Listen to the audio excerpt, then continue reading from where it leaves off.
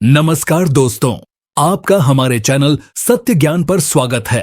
आज हम एक ऐसे महत्वपूर्ण विषय पर चर्चा करेंगे जिसका हमारे जीवन पर गहरा प्रभाव पड़ता है। यह विषय है कि किस प्रकार से सोने से मनुष्य के जीवन में सकारात्मक या नकारात्मक प्रभाव पड़ता है। खासकर घर की लक्ष्मी अर्थात घर की स्त्री किस प्रकार से सोती है, इस पर उस घर की समृद्धि और सौभाग्य टिका हुआ होता है। शास्त्रों के अनुसार स्त्री के सोने का तरीका उस घर की किस्मत को प्रभावित कर सकता है। यदि स्त्री गलत तरीके से सोती है तो घर में दरिद्रता और कलह आ सकता है, जबकि सही तरीके से सोने से मां लक्ष्मी प्रसन्न होकर उस घर में वास करती हैं। हमारे प्राचीन शास्त्रों में स्त्रियों के सोने के तरीकों को विशेष महत्व दिया गया है। यदि स्त्री सही दिशा में सोती है और अपने सिर को सही दिशा में रखती है तो उसे सुख समृद्धि की प्राप्ति होती है। आज हम इस विषय को विस्तार से समझेंगे और जानेंगे कि किस प्रकार सोने से जीवन में सुख, शांति और समृद्धि आती है। दोस्तों, हमारे पूर्वज विशेष रूप से आर्षि मुनि अत्यंत ज्ञानी और विद्वान थे। वे संसार के कल्याण हेतु ब्रह्मचर्य व्रत का पालन करते हुए जप, तप और अन्य महान कार्य करते थे। उन्होंने अपनी विद्या, ज्ञान और अनुभव के आधार पर प्राचीन शास्त्रों और पुराणों का निर्माण किया। इन शास्त्रों में उन्होंने न केवल देवताओं द्वारा प्राप्त ज्ञान को मनुष्यों तक पहुंचाया, बल्कि जीवन जीने के लिए महत्वपूर्ण नियमों और सिद्धांतों का भी वर्णन किया। धर्म शास्त्रों में स्त्री और पुरुष दोनों के लिए ही महत्वपूर्ण नियम बताए गए हैं। सुबह जागने से लेकर रात में सोने तक के सभी नित्य कर्मों के बारे में हमारे शास्त्रों में विस्तृत रूप से जानकारी दी गई है। इन नियमों का पालन करके मनुष्य अपने जीवन को सुखमय और समृद्ध बना सकता है। शास्त्रों में बताया गया है कि मनुष्य को अपने शरीर से अत्यधिक मोह नहीं करना चाहिए, किंतु इसे परमात्मा द्वारा प्रदत्त एक महत्वपूर्ण साधन मानकर उसकी शुद्धता और पवित्रता का ध्यान रखना चाहिए। श्री कृष्ण कहते हैं कि मनुष्य को अपने शरीर का नाश नहीं करना चाहिए, लेकिन पवित्रता बनाए रखने के लिए आवश्यक कार्य करने चाहिए। अगर शरीर की पवित्रता का ध्यान नहीं रखा जाता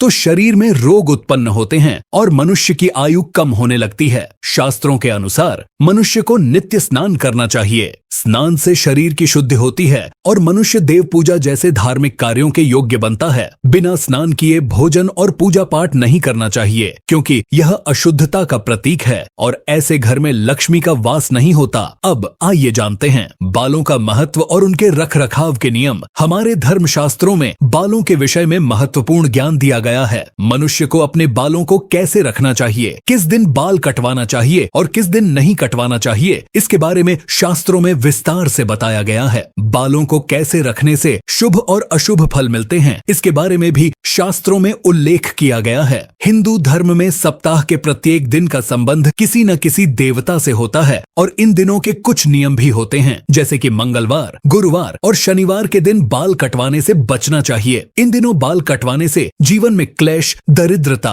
और अशुभ घटनाएं हो सकती हैं। मंगलवार को बाल कटवाने से शत्रु निर्माण होता है और स्वभाव में क्रोध की वृद्धि होती है। गुरुवार को बाल कटवाने से गुरु कमजोर होता है और आयु में कमी आती है। वहीं शनिवार को बाल कटवाने से शनि देवता का अपमान होता है और अशुभ घटनाओं का सामना करना पड़ सकता है। लेकिन बुधवार, शुक्रवार और रविवार का दिन बाल कटवाने के लिए शुभ माना गया है, जिसमें से शुक्रवार का दिन सबसे शुभ होता है। इस दिन बाल कटवाने से जीवन में सुख, शांति और धन संपत्ति की वृद्धि होती है। अब आइए जानते हैं विशेष तिथियों पर बाल कटवाने का महत्व। शास्त्रों के अनुसार कुछ विशेष तिथियों पर बाल कटवाना अशुभ माना गया है। अमावस्या और पूर्णिमा के दिन बाल कटवाने से जीवन में नकारात्मकता और दुर्भाग्य का सामना करना पड़ सकता है।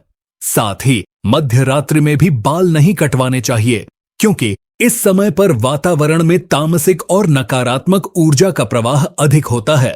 यह ऊर्जा हमारे मस्तिष्क पर बुरा प्रभाव डाल सकती है। इसीलिए शास्त्रों में मध्य रात्रि में बाल न कटवाने की सलाह दी गई है। पवित्र त्योहार, श्रावण मास, संक्रांति और ग्रहण के दिनों में भी बाल नहीं कटवाने चाहिए। इन दिनों में बाल कटवाने से पाप लगता है और जीवन में दुर्भाग्य आता है। अब जानते हैं महिलाओं के लिए बालों से संबंधित महत्वपूर्ण नियम। शास्त्रों के अनुसार महिलाओं के बाल उनके सौंदर्य का प्रतीक होते हैं और उनके जीवन में पवित्रता और सकारात्मकता का संचार करते हैं। शास्त्र कहते हैं कि स्त्रियों के बाल कमर के नीचे तक नहीं होने चाहिए और यदि हों तो उन्हें इस तरह से बांध कर रखना चाहिए कि वे जमीन को स्पर्श न करें, क्योंकि जमीन से नकारात्मक ऊर्जा बालों के माध्यम से मस्तिष्क में प्रवेश कर सकती है, जिससे नकारात्मक परिणाम भोगने पड़ सकते हैं। स्त्रियों को अपने बालों को हमेशा स्वच्छ रखना चाहिए। शास्त्रों में कहा गया है कि गंदे बाल रखने से मां लक्ष्मी रूठ जाती हैं और जीवन में अशुभ फल का सामना करना पड़ता है। साथ ही स्त्रियों को अपनी मांग में सिंदूर अवश्य लगाना चाहिए, जिससे सौभाग्य की प्राप्ति होती है। गरुड़ पुराण में कहा गया है कि जो स्त्री अपने बालों को खुजलाकर पूजा करती है, उसकी पूजा विफल हो जाती है।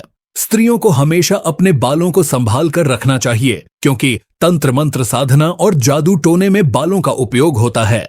अब आइए जानते हैं कि स्त्री और पुरुष को किस प्रकार से सोना चाहिए। शास्त्रों के अनुसार सोते समय अपना सिर हमेशा पूर्व या दक्षिण दिशा में रखना चाहिए। उत्तर या पश्चिम दिशा में सिर रखकर सोना अशुभ माना गया है। दक्षिण दिशा को मृत्यु की दिशा कहा जाता है। इस दिशा में पैर करके सोना यमराज का अपमान माना जाता है। इसके पीछे वैज्ञानिक कारण यह है कि पृथ्वी की चुंबकीय ऊर्जा उत्तर से दक्षिण की ओर बहती है। यदि हम उत्तर दिशा में सिर करके सोते हैं तो यह चुंबकीय ऊर्जा मस्तिष्क तक पहुंचती है, जिससे रक्त का प्रवाह ठीक नहीं होता और नींद में बाधा उत्पन्न होती है। दक्षिण दिशा में सिर रखकर सोने से धन संपत्ति में वृद्धि होती है। स्त्रियों को रात को सोते समय अपने बाल खुले नहीं रखने चाहिए। बाल खुले रखकर सोने वाली स्त्री के घर में लक्ष्मी का वास नहीं होता और धन की समस्या बनी रहती है। बाल बांधकर सोने से ऊर्जा का संतुलन बना रहता है। दोस्तों, इस प्रकार से हमारे शास्त्रों में स्त्री और पुरुष को सोते समय पालन किए जाने वाले महत्वपूर्ण नियमों के बारे में बताया गया है। ये नियम न केवल हमारे जीवन को स्वस्थ और सुखमय बनाते हैं, बल्कि हमें आध्यात्मिक और मानसिक शांति भी प्रदान करते हैं।